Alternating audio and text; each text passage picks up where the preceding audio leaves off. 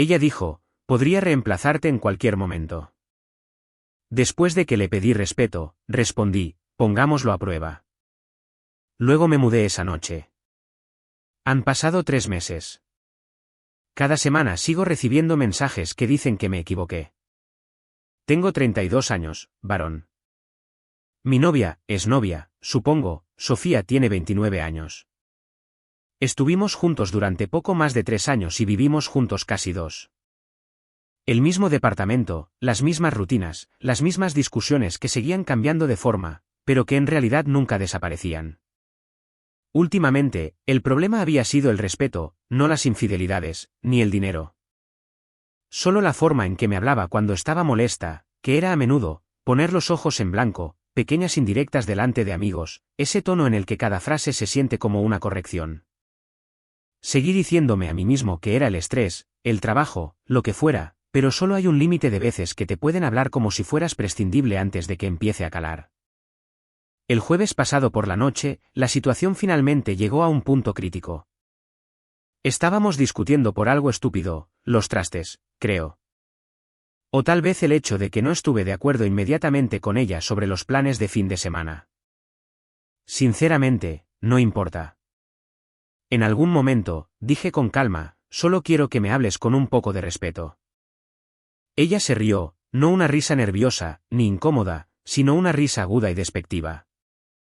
Luego lo dijo, podría reemplazarte en cualquier momento. Así, sin más. Sin dudarlo, como si fuera un hecho que había estado esperando para soltar. Recuerdo mirarla y notar lo relajada que parecía al decirlo, como si lo hubiera dicho antes en su cabeza, como si disfrutara de tener esa ventaja.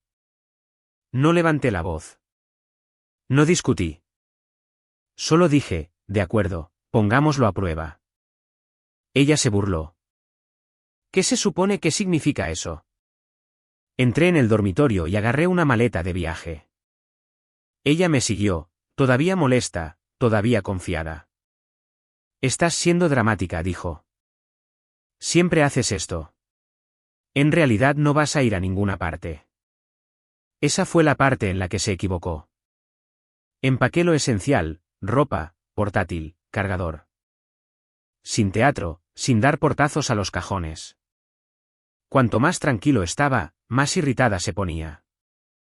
¿De verdad estás haciendo esto por una sola frase?, espetó. Cerré la cremallera de la maleta y la miré. No, estoy haciendo esto porque lo dijiste en serio. Me fui esa noche. Esa primera noche dormí en el sillón de mi cuate Alex. No hizo preguntas cuando aparecí con una bolsa a las 11:30 de la noche, simplemente levantó una ceja y dijo, la habitación de invitados está lista. Solo eso se sintió surrealista, estar en un lugar donde no me criticaban inmediatamente por existir. Por la mañana, mi teléfono ya estaba vibrando. Al principio, era irritación, ¿de verdad te fuiste? Esto es muy inmaduro.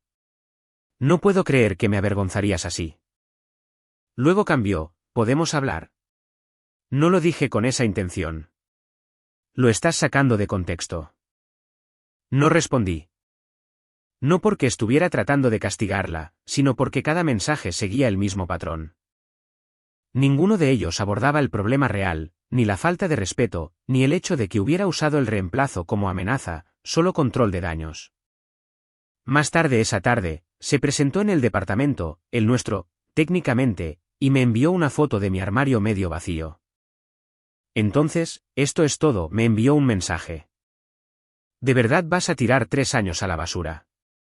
Esa frase me molestó más que el insulto original, como si yo fuera el que casualmente introdujo la idea de que era intercambiable. Respondí con una sola frase, tú ya decidiste que era reemplazable. Solo estoy de acuerdo. Eso la enfureció. Envió un largo párrafo sobre lo difíciles que son las relaciones, como las parejas dicen cosas que no sienten cuando están enfadadas, como estaba siendo demasiado literal, demasiado sensible, demasiado orgulloso. Según ella, se suponía que debía absorber el golpe, discutir un poco y luego volver a mi sitio. Fue entonces cuando algo hizo clic, ella no dijo eso para terminar la relación. Lo dijo para ganar la discusión, para ponerme de nuevo por debajo de ella. Esa noche, firmé un contrato de arrendamiento a corto plazo para un estudio al otro lado de la ciudad. No era elegante, apenas estaba amueblado, pero era tranquilo. Sin tensión en el aire, sin tener que andar con pies de plomo. Se enteró 2 días después. ¿Ya tienes otro lugar?, preguntó. Vaya, eso fue rápido. Casi me río. Ella me dijo que podía ser reemplazado en cualquier momento. Simplemente no esperaba que yo reemplazara la situación en su lugar. Fue entonces cuando los mensajes cambiaron de nuevo, menos ira, más incertidumbre. Esa fue solo la semana 1. Para la semana 2, el tono de sus mensajes había vuelto a cambiar. La certeza se había ido, el tono agresivo se había ido. Lo que lo reemplazó fue la confusión envuelta en una forzada naturalidad. ¿Cómo va el nuevo lugar? Espero que estés comiendo comidas de verdad. Pasé por tu gimnasio hoy y pensé en ti. No respondí a ninguno de ellos. No estaba tratando de ser cruel, simplemente sabía que responder, incluso educadamente, reabriría una puerta que había cerrado a propósito. Cada respuesta en el pasado le había enseñado la misma lección: si presionaba lo suficiente, yo finalmente cedería. El silencio era el único lenguaje que ella aún no me había entrenado para hablar. Aproximadamente a las 3 semanas, finalmente hizo la pregunta que había estado rodeando: ¿estás viendo a alguien? Ahí estaba. No te extraño, no podemos hablar ahora. Solo el miedo de que yo pudiera estar superándolo más rápido de lo que ella había planeado. Escribí una respuesta. La borré. Escribí de nuevo. La borré de nuevo. Al final, no envié nada. Esa noche, me senté solo en mi pequeña cocina, comiendo comida para llevar directamente del recipiente, y me di cuenta de algo incómodo: no estaba triste. Me sentía más ligero, como si hubiera estado cargando un peso durante tanto tiempo que había olvidado lo que se sentía estar normal.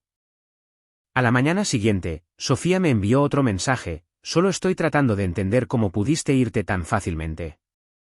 Ese casi obtuvo una respuesta, no porque doliera, sino porque era tan retrógrado que me dejó atónito, como si la persona que amenazó con el reemplazo se sorprendiera de que la prueba de reemplazo tuviera resultados reales. Finalmente envié un mensaje, solo uno: no fue fácil. Fue necesario. Ella no respondió durante 2 días después de eso. Cuando lo hizo, no fue con ira esta vez, fue algo más cercano al pánico. No pensé que te irías de verdad, escribió. Pensé que sabías que no lo decía en serio. Ese fue el momento en que caló por completo. Ella nunca creyó que yo tuviera la opción. Para ella, mi presencia no era una elección. Era un hecho, una constante, un recurso en el que podía apoyarse, al que podía regañar y amenazar sin consecuencias. Y ahora ese recurso se había retirado. Al final del primer mes, los mensajes se habían convertido en algo completamente nuevo, más cortos, más suaves. Te extraño. No debí decir eso. Me equivoqué. Y siguió enviándolos cada semana. El mes 2 es donde se puso raro. Hasta entonces, los mensajes habían estado lo suficientemente espaciados como para sentirse deliberados, como si estuviera probando diferentes ángulos. Pero alrededor de la semana 5, el patrón se fijó. Cada domingo por la noche, casi a horario, mi teléfono se iluminaba: he estado pensando mucho. Sé que me equivoqué. Te di por sentado. La misma estructura, el mismo tono, siempre terminando con alguna versión de me equivoqué. Al principio, me pregunté si era culpa. Luego me di cuenta de que era otra cosa enteramente: incredulidad. Ella todavía no podía entender que la amenaza hubiera fracasado. Una noche, cometí el error de abrir un mensaje más largo. Ella escribió sobre lo silencioso que se sentía el departamento, lo agotadoras que eran las aplicaciones de citas, como la gente en estos días no era seria. Incluso mencionó a un chico con el que había salido 2 veces y que había dejado porque no escuchaba correctamente. La ironía casi me ahoga. Enterrada en el medio del párrafo estaba la revelación: no pensé que simplemente te retirarías. Siempre luchaste antes. Ahí estaba de nuevo.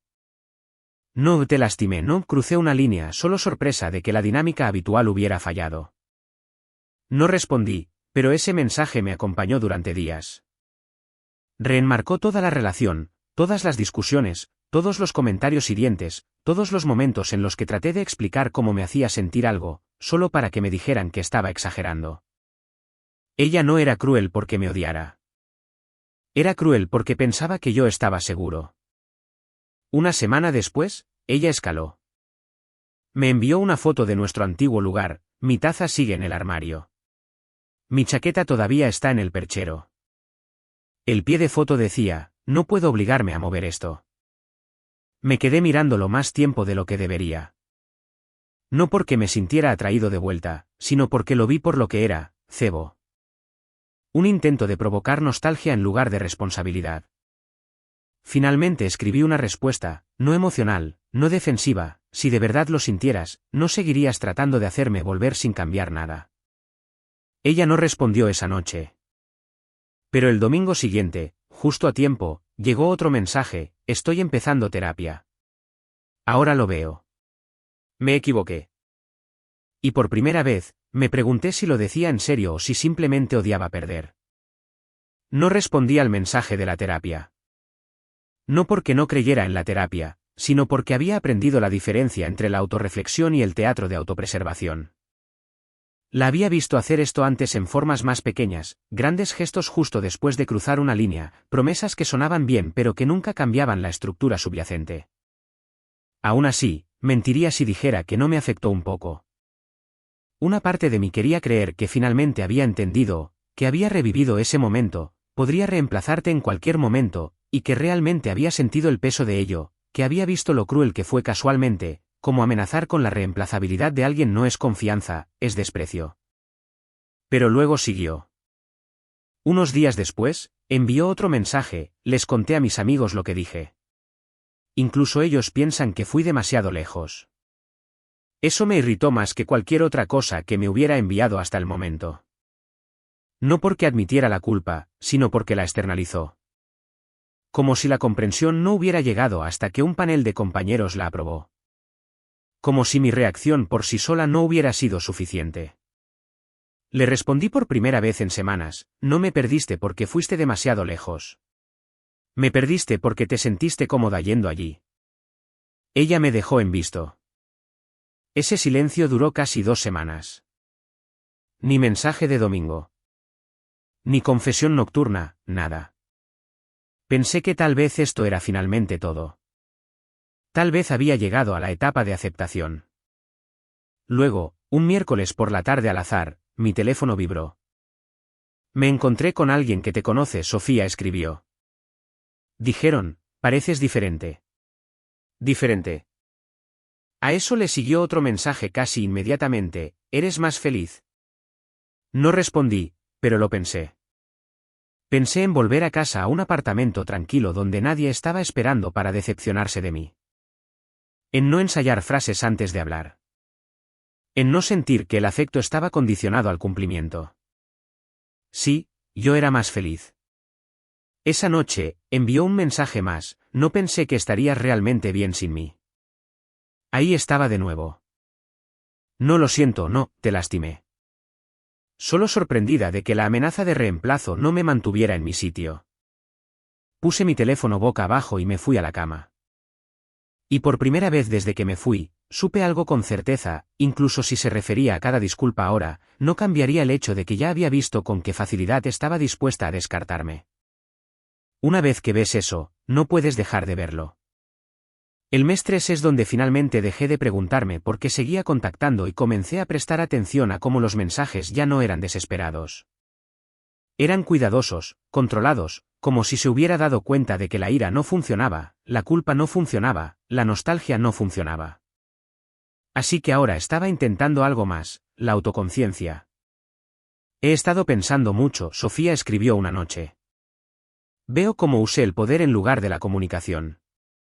No te respeté como debería haberlo hecho. Si esto hubiera llegado un año antes, podría haber funcionado.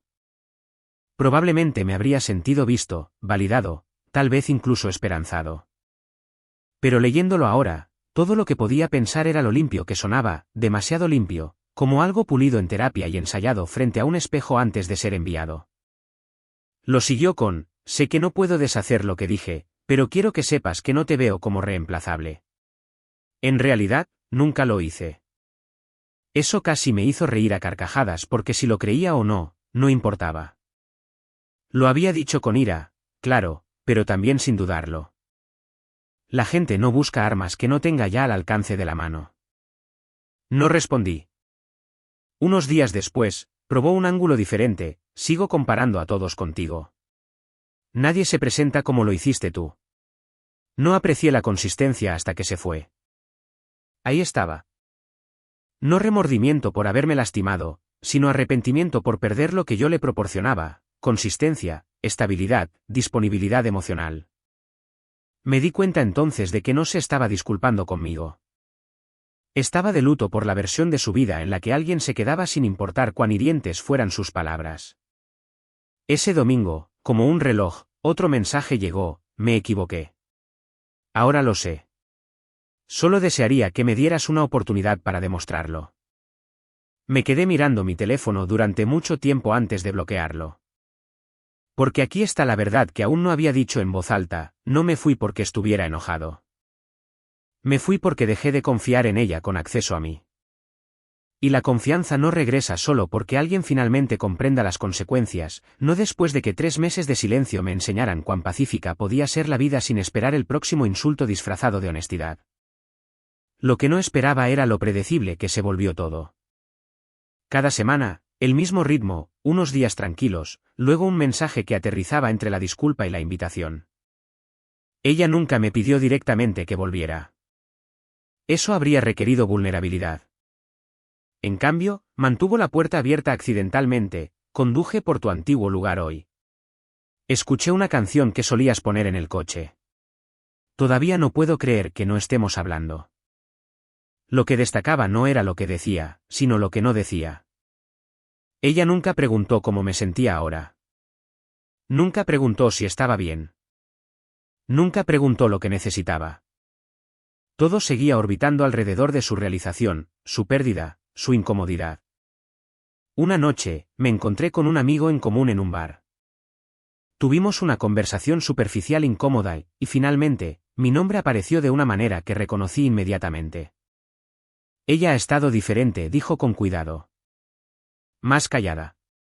Dice que se equivocó contigo. Asentí. Neutral, sin comprometerme. Ella no pensó que te irías de verdad, añadió. Creo que eso la impactó. Esa frase de nuevo: no pensó que te irías de verdad. Finalmente hice clic. La ruptura no fue traumática para ella porque me amara profundamente. Fue traumática porque interrumpió su sentido de control. Se suponía que yo no era el que se iba con calma. Yo estaba supuesto a discutir, negociar, probar mi valor. En cambio, puse a prueba su afirmación y la pasé. Esa noche, recibí otro mensaje, más largo esta vez. Sé que te lastimé, Sofía, escribió. Sé que crucé una línea. Solo necesito que sepas que nunca nadie me había plantado cara como lo hiciste tú. Te respeté más de lo que me di cuenta. Leí eso 3 veces. No porque me conmoviera, sino porque confirmó algo importante: ella me respetó después de que me fui. No cuando lo pedí, no cuando mantuve la calma, no cuando traté de comunicarme, solo cuando me retiré. Y eso me dijo todo lo que necesitaba saber sobre lo que quedarse le habría enseñado en su lugar. No respondí. Pero por primera vez, sentí algo cercano al cierre. No porque se disculpara, sino porque finalmente entendí el papel que había estado desempeñando y porque nunca podría volver a asumirlo. Hacia la mitad del mes 3, algo volvió a cambiar. Pero esta vez, no fue ella. Fui yo. Me di cuenta de que ya no me ponía a la defensiva cuando mi teléfono vibraba. No sentía curiosidad. No estaba ansioso. Sus mensajes se habían convertido en ruido de fondo, como una radio sonando en otra habitación.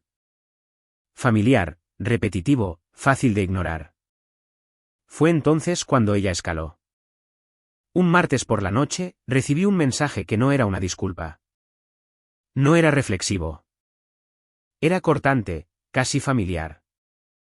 No entiendo cómo puedes simplemente cerrarme la puerta así.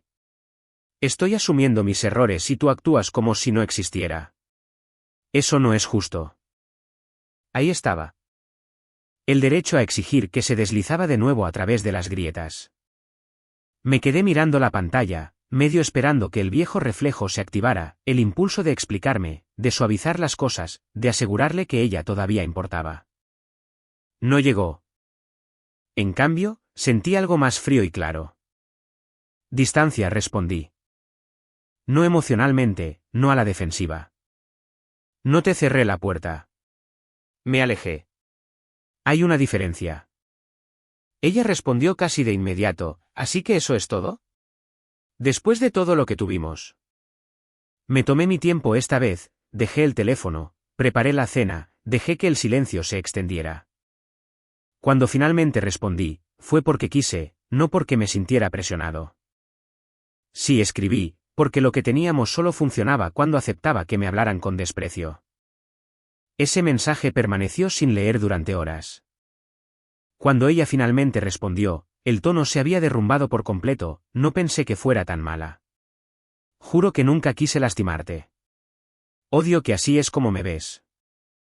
Ese casi funciona. Casi. Pero luego recordé cuántas veces intenté explicar cómo resonaban sus palabras, con qué frecuencia lo había ignorado, cómo el respeto solo se volvió urgente una vez que tuvo consecuencias. No respondí. Esa noche, acostado en mi tranquilo departamento, comprendí algo importante, sus disculpas no se trataban de reparar lo que rompió. Se trataban de deshacer el resultado. Y esas son dos cosas muy diferentes. Una vez que ves esa distinción, dejas de confundir la persistencia con el cambio. Y dejas de sentirte culpable por seguir adelante. Al final del tercer mes, sus mensajes dejaron de sonar a disculpas y comenzaron a sonar a reescrituras. He estado leyendo sobre estilos de apego. Creo que solo tenía miedo de perderte. No quise decir reemplazarte literalmente. Lo sabes, ¿verdad? Esa última me afectó más tiempo de lo que esperaba. Porque, por supuesto, ella no quiso decir literalmente. Quiso decir emocionalmente, en términos de poder. Quiso decir que yo era opcional en la jerarquía que había construido en su cabeza. Que si alguna vez presionaba demasiado, ella podría recordarme mi lugar. Y la verdad es que yo no sabía eso. Lo había sabido por un tiempo. Simplemente no había querido creerlo. Una noche, de la nada, ella me envió una nota de voz. Casi no la escucho, pero la curiosidad ganó. Su voz era más suave de lo que recordaba. Más lenta, sonaba cansada. Sé que no puedo retractarme, dijo. Sé que no me debes nada. Yo solo. Nunca nadie me había desafiado así. Que te fueras me obligó a verme de una manera que no me gustaba. Hubo una pausa, una respiración. Me equivoqué. No sentí ira. No sentí satisfacción. Ni siquiera me sentí triste. Me sentí acabado. Porque incluso si cada palabra fuera genuina, no cambiaba la realidad de que la lección llegó demasiado tarde. El crecimiento que requiere perder a alguien no es un regalo para la persona que tuvo que ser perdida. Escribí una respuesta. La borré. Escribí de nuevo. La borré de nuevo. Al final, no respondí en absoluto. No porque quisiera la última palabra, sino porque ya no la necesitaba. El silencio no era castigo. Era cierre. Me di cuenta de que la versión de mí que habría regresado, que habría visto esto como esperanza, ya no existía. Él se mudó esa noche junto con la maleta de viaje, y quienquiera que fuera yo ahora no necesitaba poner a prueba nada más. Estoy escribiendo esto ahora porque 3 meses se sienten como suficiente distancia para ver las cosas con claridad, sin ira, sin nostalgia, sin el impulso de justificarme. Cuando Sofía dijo, podría reemplazarte en cualquier momento, pensó que estaba afirmando poder. Lo que no se dio cuenta fue que también estaba revelando cómo me veía, no como un compañero, no como un igual, sino como algo temporal, condicional, fácil de intercambiar si alguna vez me resistía demasiado. Cuando dije, pongámoslo a prueba, no creo que ella entendiera lo que quería decir. No estaba probando si ella podía encontrar a otra persona. Estaba probando si yo podía irme. Y resulta que podía. Mudarme esa noche no fue un juego de poder. No fue un farol. Fue la primera cosa honesta que hice por mí mismo en mucho tiempo. Sin discursos, sin ultimátums, solo una tranquila negativa a quedarme donde el respeto tenía que ser negociado.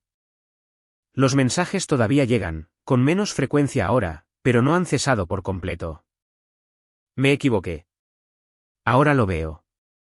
Lo haría de manera diferente. Creo que lo dice en serio. O al menos creo que ella cree que lo dice en serio. Pero decirlo en serio ahora no borra el haberlo dicho en serio entonces. Ella no me perdió porque cometió un error. Me perdió porque se sintió cómoda cometiéndolo. Esa es la parte que a la gente no le gusta escuchar. Quieren arcos de redención. Quieren historias de crecimiento. Quieren creer que suficiente remordimiento puede rebobinar la cinta. A veces no puede. A veces la consecuencia es la lección.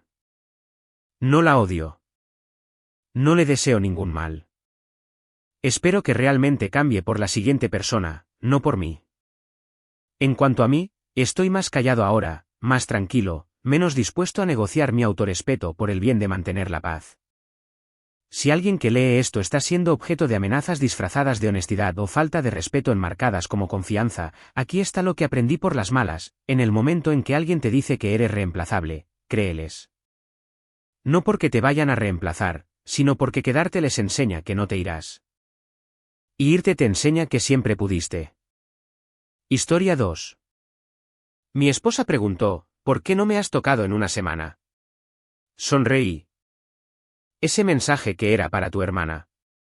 Me lo enviaste a mí por accidente. Mi esposa se puso pálida en el acto. Entré en el dormitorio para coger una camisa de franela y percibí el rápido movimiento antes de que la puerta terminara de cerrarse.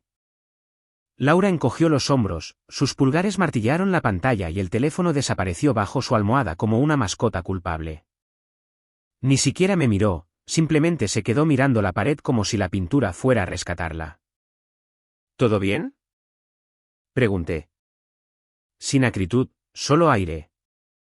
Puso los ojos en blanco, lenta y teatralmente. ¿Acaso no puedo tener un minuto de privacidad? Las palabras llegaron con una risita. Aquello no era una risa. Claro, dije. ¿Quién tiene el acceso VIP? No empieces, replicó ella.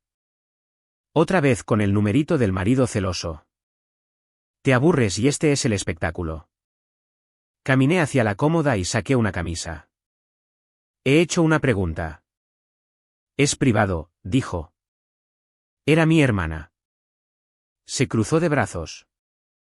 Lo que sabrías si no tuvieras que auditar cada una de mis respiraciones. Enséñamelo. Vaya. Soltó una risa corta y seca. Esto es patético. No voy a actuar para ti. Estoy escribiéndole a Jimena. Familia. Fin de la historia. Entonces ábrelo. Negó con la cabeza. No, porque no se trata del mensaje. Se trata de tu necesidad de control. Eso no es amor, Marco. ¿Quieres una inspección de teléfono? Consigue un trabajo en el aeropuerto. ¿Hemos terminado?, pregunté. Neutral. Se irguió, con la barbilla en alto. Terminaremos cuando dejes de montar una escena. No soy tu empleada. Pasó rozándome en dirección al baño. El teléfono se quedó bajo la almohada. Mantuvo la mirada en algún punto cerca de mi hombro todo el tiempo, como si yo fuera una luz brillante que necesitara evitar. La dejé pasar, doblé la franela y me la llevé abajo. Si hubiera entendido entonces hacia dónde se dirigía todo, habría buscado las salidas de emergencia al marcharme. Los siguientes 3 días fueron tan educados como un funeral. ¿Sirvió café? No para mí. Comimos en silencio. Los tenedores sonaban como diminutos martillos. Dijo que tenía que ver a su madre en San Pedro. Luego su turno se alargó. Después, un segundo día de nos falta personal. Mientras tanto, su teléfono desarrolló una rara enfermedad de la piel, no podía ver la luz del día. Noté los nuevos rituales. Empezó a poner el teléfono boca abajo en todas partes, como si necesitara descansar. Si yo entraba en una habitación, su pulgar se crispaba. Llamó a su madre y subió las escaleras con la puerta casi cerrada. Cuando fui a entrar, la cerró de golpe con un segundo, y se quedó allí arriba 20 minutos. No la perseguí. Hice inventario. Mi trabajo en el centro de distribución consiste en construir una imagen a partir de 1000 pequeñas cifras. En casa no era diferente. Primero los hechos, luego los sentimientos.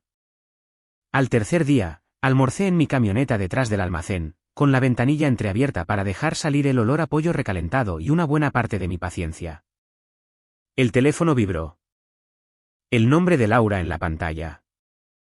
Lo abrí sin pensar, y luego lo leí 2 veces.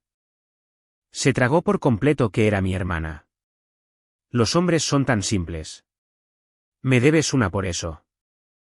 La segunda línea me golpeó más fuerte que la primera. No el contenido, la gente miente, es un pasatiempo, sino el tono, la contabilidad casual. La idea de que yo era un cliente en su pequeño sistema contable, pagando a un fondo llamado La Confianza de Marco. Me quedé mirando el mensaje hasta que la pantalla se atenuó. Luego bloqueé el teléfono y me quedé mirando el volante. La parte fría de mí empezó a mover las piezas, lo que ella quería, lo que costaba, dónde estaban las salidas. 2 horas después, entré por la puerta principal y olía salmón. Había velas encendidas. Una copa de vino esperaba en mi sitio como si me hubiera echado de menos. Laura estaba junto a los fogones con un top de seda que usa en días festivos. Hola, canturreó por encima del hombro. Ofrenda de paz. Pensé que ambos necesitábamos calmarnos. Bonita puesta en escena, dije. Dejé mis llaves en el cuenco y me quité las botas. Sirvió el pescado en el plato y se giró con una sonrisa de disculpa que probablemente le había funcionado con la gente desde la secundaria. Sé que estuve arisca. Lo siento. El trabajo ha sido una locura. Mamá se está apoyando en mí, ¿y tú? Simplemente nos desviamos. El mensaje era para Jimena. Estábamos bromeando. Ya sabes cómo son las hermanas. Soy hijo único, dije. ¿Cierto? Pero ya sabes. Se rió demasiado rápido. Fue una broma sacada de contexto. Te lo envié por error. Entré en pánico. Debería habértelo dicho inmediatamente. Es culpa mía. Léelo de nuevo, dije. Saqué mi teléfono, lo puse sobre la encimera, con la pantalla hacia arriba mostrando su mensaje. Explícame el chiste. Es sarcasmo, respondió. Sabes que lo hago. Los hombres son tan simples. Quise decir lo contrario. Como si estuviéramos bromeando sobre que no te diste cuenta del desorden del garaje. ¿Recuerdas? Fue una tontería. Cogí el tenedor, corté el salmón y luego volví a dejar el tenedor. Vi el mensaje. Su rostro se congeló como si alguien hubiera tirado del enchufe por detrás. ¿Qué quieres decir? Quiero decir que no necesitas traducir. El texto sin adornos es suficiente. Miró la encimera, luego a mí, y después desvió la mirada. No significaba nada. Entendido. Deslicé el plato de vuelta hacia ella. Voy a dar un paseo. Deberíamos hablar, dijo, su voz suavizándose un grado más. Lo haremos, respondí. Pero primero, voy a hacer algo práctico. Entré en mi despacho, cerré la puerta y abrí la aplicación del banco. Condominio Los Encinos brillaba en la lista de pagos programados como una bombilla culpable. Yo me había hecho cargo de esa cuenta hacía 2 veranos, después del derrame cerebral de su padre, diciéndome a mí mismo que era temporal. Familia. Lo correcto. Lo temporal, de alguna manera, se convirtió en normal. Cancelé el pago automático, aumenté la transferencia de ahorros para cubrir algunos proyectos que había pospuesto y cerré el portátil. Cuando volví, Laura esperaba junto al fregadero, con las mangas remangadas y la sonrisa recalentada. Empecemos de nuevo, dijo. Conseguí entradas para ese evento de jazz del sábado. ¿El condominio? La interrumpí. He terminado de pagarlo. Estás bromeando, dijo, pero no era una pregunta. No. Su voz subió una octava. Mi madre vive allí. ¿Y puedes seguir viviendo allí?, repliqué. Los he cubierto durante 2 años. No lo haré más. Esto es un castigo, dijo. Me estás castigando porque te sentiste avergonzado por un mensaje tonto. Esto es claridad. No voy a financiar la falta de respeto. Estás exagerando. Quizás. O quizás llego tarde. Se quedó mirando las velas apagadas. Así que, cancelamos la cena y cortamos con mi familia. Esa es tu solución. Cancelé lo primero, dije. Tú llevas años trabajando en lo segundo. Abrió la boca, la cerró, cogió su vino y dio un sorbo demasiado largo. Volveremos a hablar de esto cuando estés más tranquilo. Estoy tranquilo, dije. Por eso esto se mantiene. Me observó durante un instante y luego volvió a poner la música como si eso pudiera rebobinar algo. Comimos por separado. Ella envió mensajes toda la noche. Yo no cambié nada. Las llamadas empezaron a la mañana siguiente. Patricia dejó 3 mensajes de voz, cada uno más largo y dolido que el anterior. Jimena envió un párrafo con energía de hermana mayor y consejos que no pedí. Puse el teléfono en la encimera y dejé que vibrara contra la madera hasta que se detuvo. Para el mediodía, Laura estaba en pleno modo de relaciones públicas. Merodeaba por los umbrales, me trajo café, puso su mano en mi hombro cuando pasó por detrás de mi silla. ¿Quieres almorzar?, preguntó. Podría pasar por tu trabajo. ¿Traer algo? Estaré bien. No seas terco, dijo. Déjame hacer algo por ti. Estoy servido. Comí en mi camioneta de nuevo. El sol de Monterrey calentaba el salpicadero. Un golpe en la ventanilla del pasajero rompió el silencio. Miré y encontré a Jimena, con gafas de sol de gran tamaño y una mirada que probablemente había practicado, la que dice que ella no es la mala, pero que no le importaría que tú lo fueras. Desbloqueé la puerta. Entró con una bolsa de comida para llevar y una sonrisa que mostraba preocupación de la misma manera que una valla publicitaria muestra amor. Hola, Marco, empezó. Estaba cerca. Te traje un sándwich. Yo traigo el mío. Se rió. Por supuesto que sí. Eres fiable. Laura dice eso de ti todo el tiempo. Ah, sí. Sí. Jimena desenroscó la tapa de una botella de agua y me la entregó como si hubiera resuelto algo. Escucha, esto del condominio es duro. Mamá está hecha un desastre. No entiende lo que pasó. Nadie lo entiende. Todo el mundo lo entiende, respondí. Simplemente no les gusta. Vamos, dijo. Ya sabes cómo es mamá. Es frágil. Es ingeniosa, repliqué. Negoció una vida sin alquiler durante 2 años. Jimena se cruzó de brazos. No era sin alquiler. Era familia ayudando a la familia. Entonces la familia puede equilibrar la carga.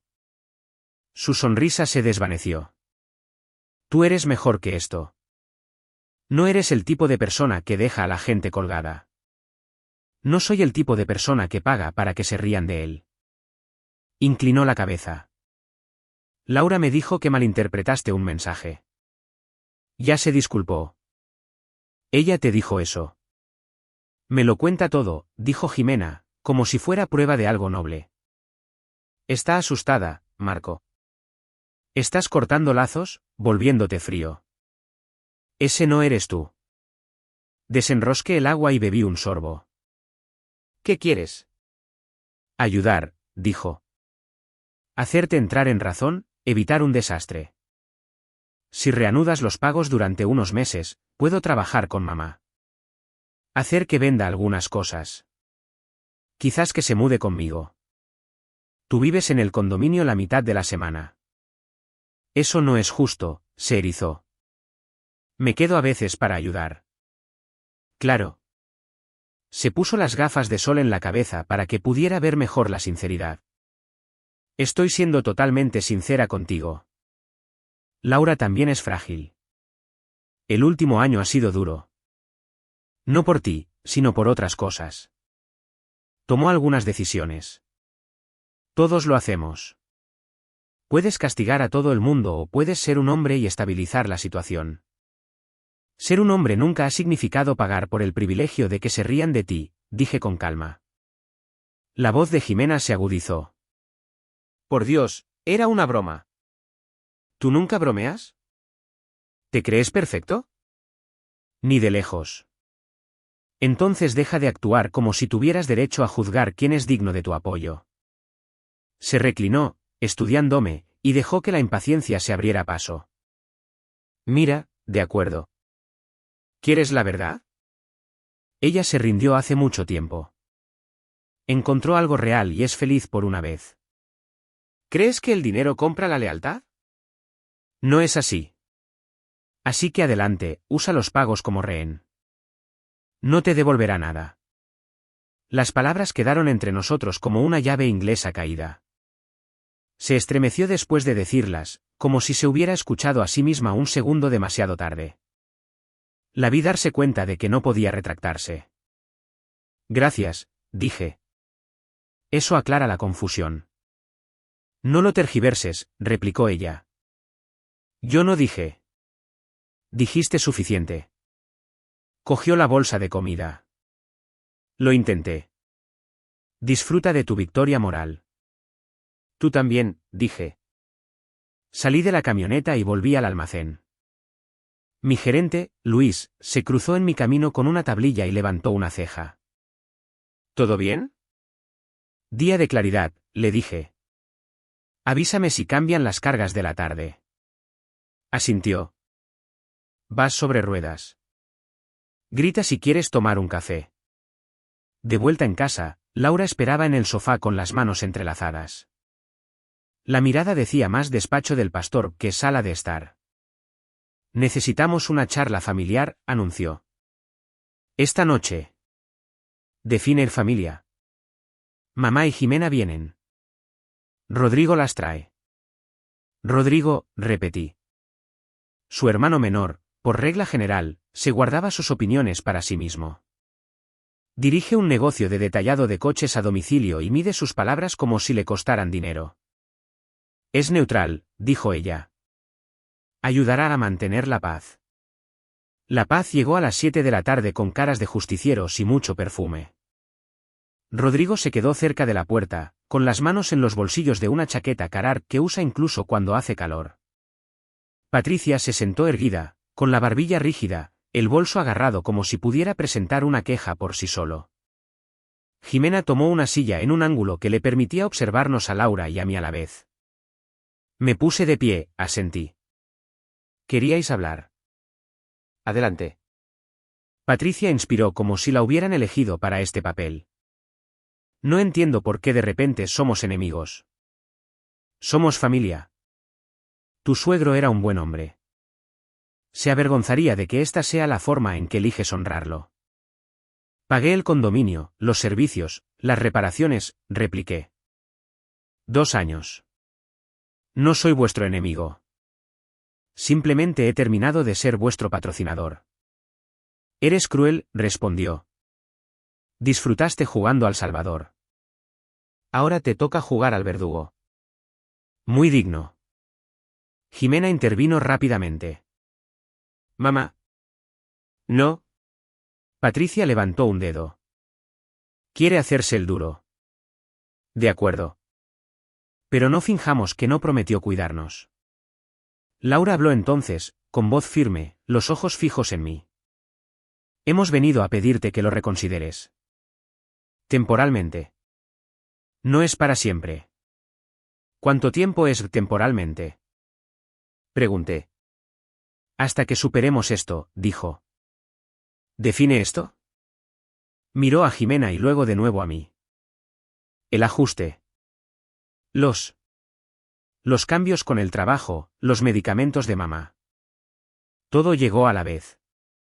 Laura, dije, sabes que me dedico a los números. Cuando alguien quiere mi dinero, pido un libro de cuentas. El libro de cuentas aquí dice, he pagado la casa de tu familia durante 2 años, mientras tú y tu hermana os enviáis mensajes sobre lo fácil que soy de manejar. Ese libro de cuentas está cerrado. Patricia espetó, ¿leíste los mensajes personales de Laura? Eso es asqueroso. Me envió uno por error, dije. Me llamó simple. Le dijo a Jimena que le debía una. Ese llevaba mi nombre. Lo leí. La mandíbula de Laura se tensó. Era una broma. Pues yo no me estoy riendo, le dije. Jimena se inclinó hacia adelante. Marco, escucha. Sé que estás dolido, pero también estás siendo mezquino. Ese no eres tú. Dejad de decirme quién soy, dije. No lo sabéis. Conocéis la cartera, la entrada de coches y la parrilla del patio trasero. No me conocéis a mí. El silencio se alargó lo suficiente como para importar. Rodrigo se aclaró la garganta. Marco, dijo. Cuidado. ¿Puedo preguntar algo? Dispara. ¿Hay alguna forma de que el condominio tenga un mes de transición? Puedo hablar con un amigo sobre un subarriendo, ayudar a mover cosas. No es poca cosa. Eso es razonable, repliqué. 1 mes. La última vez. Pero no conmigo pagándolo. Si Laura quiere cubrirlo, puede hacerlo. Si tú y tu madre queréis dividirlo, hacedlo. Yo estoy fuera. Los ojos de Laura centellearon. No puedes simplemente dejarnos esto a nosotros. Acabo de hacerlo. Se levantó, con las palmas hacia arriba. ¿Te oyes a ti mismo? Estás abandonando a tu familia.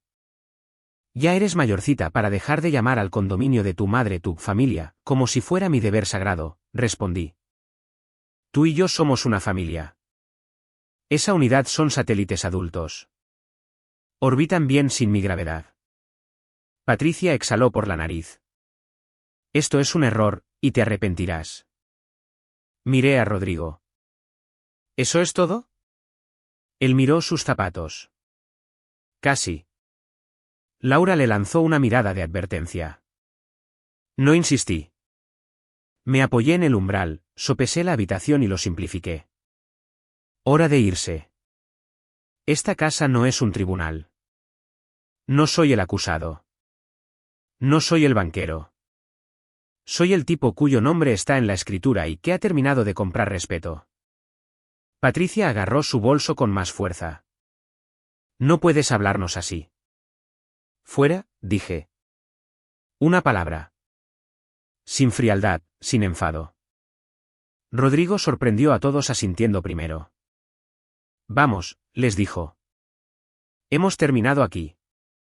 Rodrigo, siseó Laura. No te atrevas. Él levantó una mano. No. No voy a hacer esto. Ni por él ni por ti. Coged vuestras cosas. Voy a calentar la camioneta. Salieron con un coro de murmullos. En la puerta, Rodrigo se volvió, me miró a los ojos y asintió levemente. Le devolví el gesto. El cerrojo sonó tras ellos.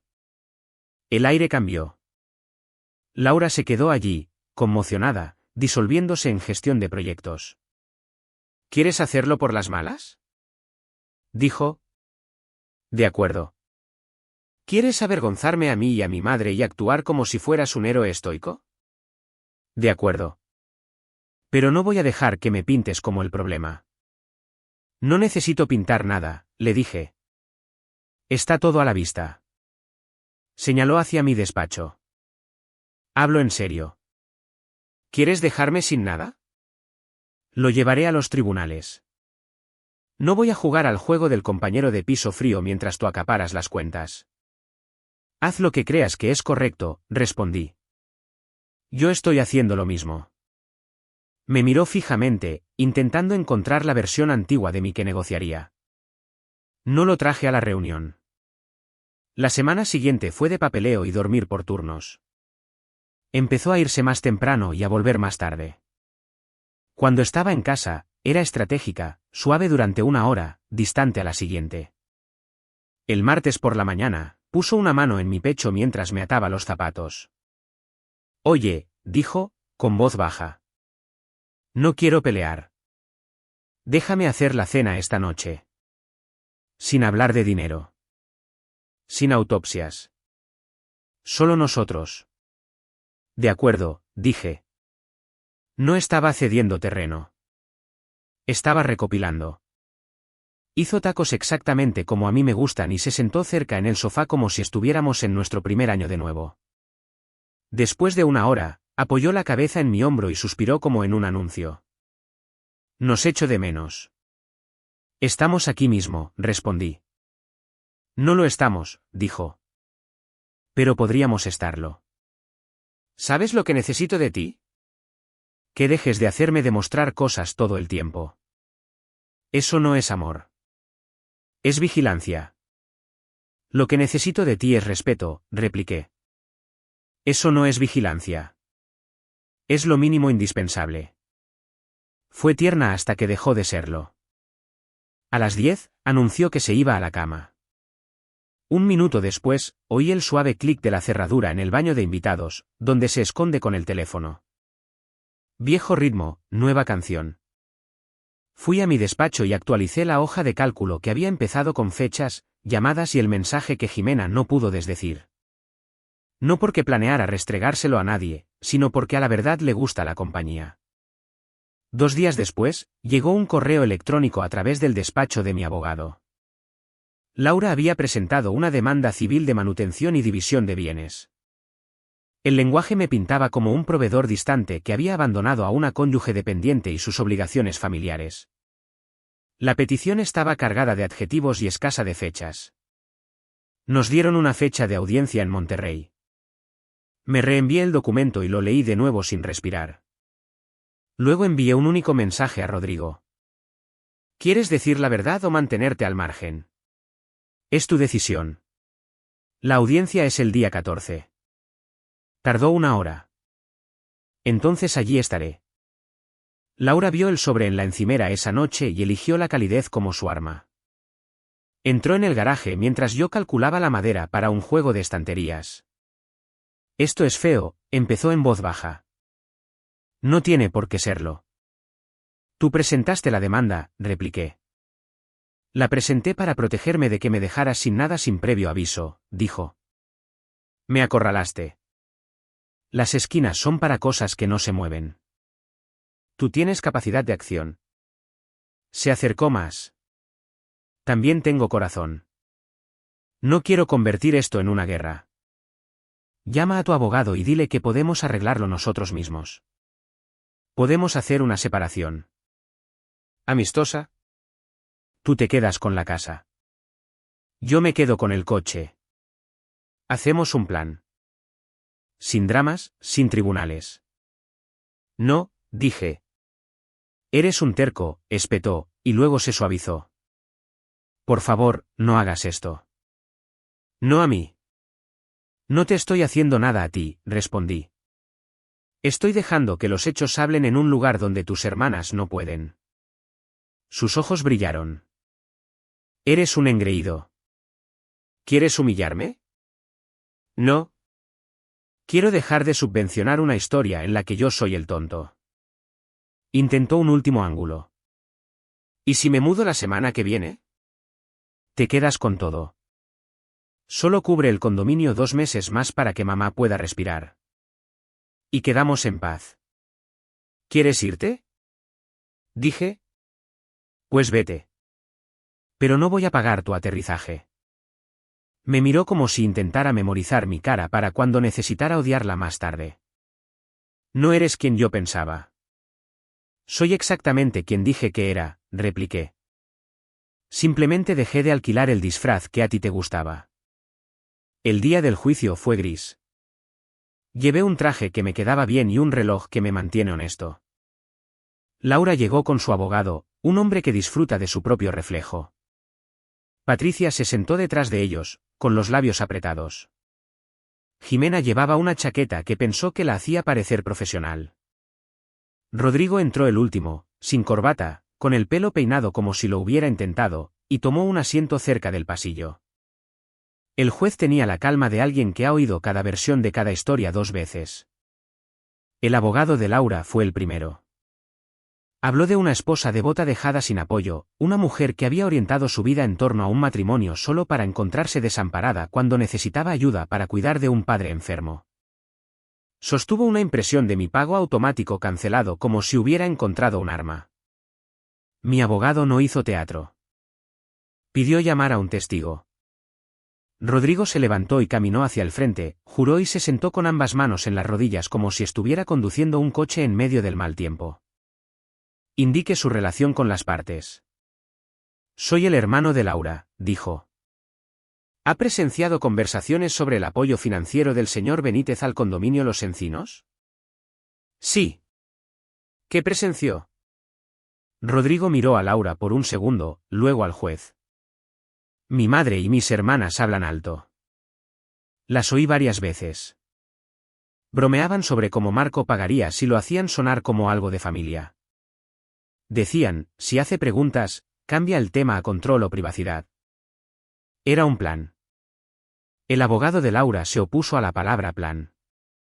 El juez le dijo que se relajara y le pidió a Rodrigo que hablara con sus propias palabras. Rodrigo asintió. Hablaban de cómo hacer que siguiera pagando. Les dije que no estaba bien. ¿Vio alguna vez mensajes? Sí. ¿Se movió inquieto? Laura me envió una captura de pantalla por error una vez. Decía, si empieza a sospechar, lloraré en la cena, y algo sobre decirle que estaba en casa de mamá. La sala se quedó muy silenciosa. El abogado de Laura miró sus notas como si fueran a ayudarle. ¿Observó alguna pernoctación de Laura fuera del domicilio conyugal? Sí, dijo. Se quedó con un tipo llamado Daniel más de una vez. Le dijo a mamá que estaba en casa de mamá, pero no era cierto. Mi abogado hizo 2 preguntas más. Fechas, horas, sin adjetivos. Presentamos impresiones del mensaje confuso, las finanzas y mi memorando original ofreciendo un mes para que hicieran la transición sin mi financiación. El abogado de Laura intentó pintarme como un controlador. Señaló la discusión en el dormitorio. Le preguntó a Rodrigo si alguna vez grité. Rodrigo dijo que no. Le preguntó si alguna vez amenacé. Rodrigo dijo que no. Le preguntó si Laura tenía miedo. Rodrigo dijo que Laura era quien llevaba la batuta. El fallo del juez fue breve. Petición de manutención denegada. Petición de división denegada. El juez dijo palabras sobre responsabilidades de adultos, credibilidad y cómo el sarcasmo en un mensaje de texto tiene una forma de quitarse su propio disfraz.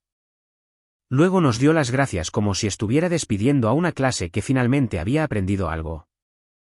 Salimos en fila. En el pasillo, Patricia pasó rozándome como si yo fuera una gravedad que podía ignorar. Jimena mantuvo la vista en el suelo. Laura caminaba tensa, con los hombros erguidos, la mandíbula fija en algún futuro en el que esto sería culpa mía. Rodrigo esperó. Me tendió la mano. Por si sirve de algo, dijo, les dije que no intentaran esto. Sé que lo hiciste. Nos dimos la mano, una vez, brevemente. Inclinó la cabeza hacia el aparcamiento. Cuídate, Margot. Tú también, dije. De vuelta en casa, preparé una caja para Laura con sus cosas importantes y la dejé junto a la puerta. Escribí una nota, puedes hacer que se lleven el resto esta semana. Estaré en el lago ayudando a un amigo el sábado, así que esa es tu ventana. Las llaves van en la encimera. Vino esa noche con Jimena detrás de ella como un eco humano. Entraron hablando en voz alta y se detuvieron cuando vieron la caja. Laura cogió la nota, la leyó y se rió una vez. ¿Así es como lo terminas?, dijo. ¿Con una lista de tareas? Es como lo termino yo, respondí. Limpiamente. Eres increíble. Es una opinión popular, y me parece bien. Caminó en un pequeño círculo como si estuviera decidiendo si prenderle fuego a algo. Querías hacerme daño, dijo, con un tono plano. Misión cumplida. No, dije. Quería dejar de ser un accesorio. ¿Te crees un héroe porque no gritaste?, señaló la caja. Esto es peor. Esto es frío. Se llama establecer límites, repliqué. La versión amable no funcionó. Jimena abrió la boca y yo levanté una palma. No más discursos desde el balcón. Guárdatelos para alguien que compre entradas. Laura se quedó mirando un segundo más.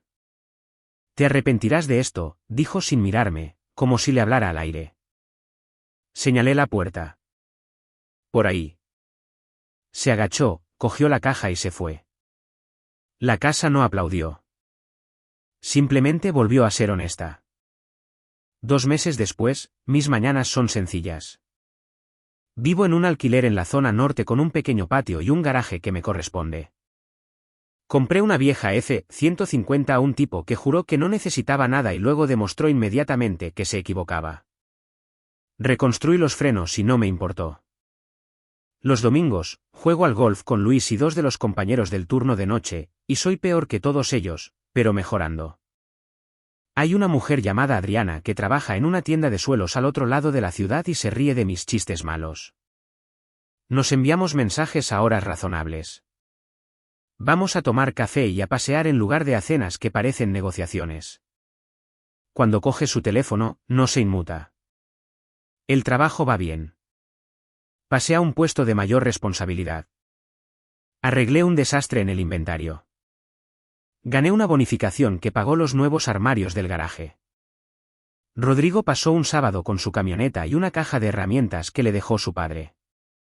Cambiamos el aceite y hablamos de nada. Dijo que su madre se mudó con una prima por un tiempo, y que Jimena de repente es una gran defensora de pagar el alquiler por principios. Sonrió, una sonrisa pequeña y cansada. Las consecuencias tienen una forma de enseñar, dijo. Asentí. Oigo cosas sobre Laura por ahí. Se mudó a un sitio más pequeño. El nuevo tipo, Daniel, resultó ser alérgico a las facturas de adulto. Ella aceptó un segundo turno. Nada de eso me hace aplaudir. Son solo matemáticas. La semana pasada, Laura me envió un mensaje con una foto de nuestro antiguo retrato al atardecer, como si la nostalgia fuera una nota de rescate. Escribí 4 palabras y las borré. Escribí 2 más y las borré también. Luego envié la única frase que aún necesitaba ser dicha: no estoy disponible. No respondió. Ese fue el verdadero final. La gente cree que los finales son grandiosos. No lo son.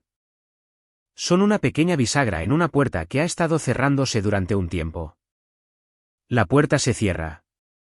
Oyes el clic, y entonces te das la vuelta y caminas hacia la camioneta que pagaste. La arrancas y conduces para encontrarte con gente que habla claro y dice lo que piensa. Dejas de subvencionar la historia de otra persona y empiezas a escribir la tuya. No necesitas aplausos. Necesitas un volante, un horario y un sentido de lo que no volverás a tolerar. No huyo. No perdono y olvido como un felpudo. Simplemente recuerdo, y actúo. Ese es todo el truco. Si hubiera sabido hacia dónde se dirigía todo, habría buscado las salidas de emergencia al marcharme. No lo hice.